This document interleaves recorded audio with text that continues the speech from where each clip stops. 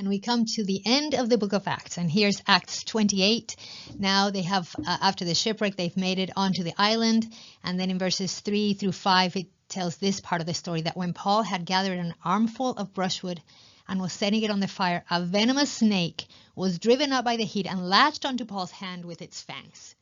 But Paul shook the snake off, flung it into the fire, and suffered no harm at all. Now, this is remarkable to me. Paul's confidence. I mean, it's not like Paul looks at the snake, freaks out, takes it out, and then prays and says, God, please deliver me from the snake. No, Paul had full confidence. God said, you're going to make it to Rome. Paul's like, okay, so no imprisonment, no shipwreck, no snake. Like, nothing's going to come in the way of that. I fully believe what God has said. And it seems here from the way the story is told that he gives no thought to the snake at all. This snake latches onto his hand, he flings it off, and goes on as if nothing had happened. And that, of course, became a great testimony about among those in the island, and many of them believed because of that. But the point that I see here is this.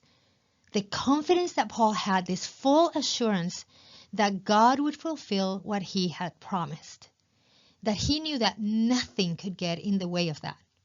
Now, I acknowledge that that's not the case with me. I think of things that God has spoken over my life or things that God has said, but I look at circumstances and I worry about things hijacking God's plan.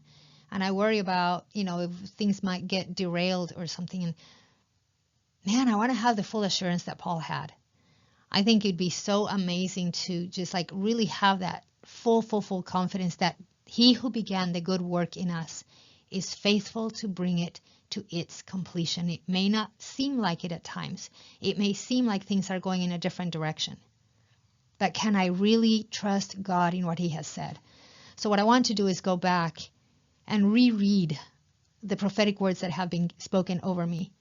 I want to go back and rehearse the things that God has spoken to me, the things that he has given me.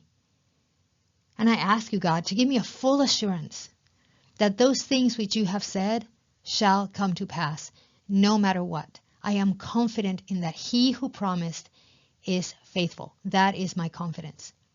So Lord, help me. I want to say like the man who said to Jesus, Lord, I believe, help my unbelief. If there's anything in me that still doubts, or when things come up, if there are still doubts, reassure me of your faithfulness, God. Reassure me that I can be confident in you because you are true to your promises. You are faithful and you are good. And my life is in your hands. Abba, I belong to you. Amen.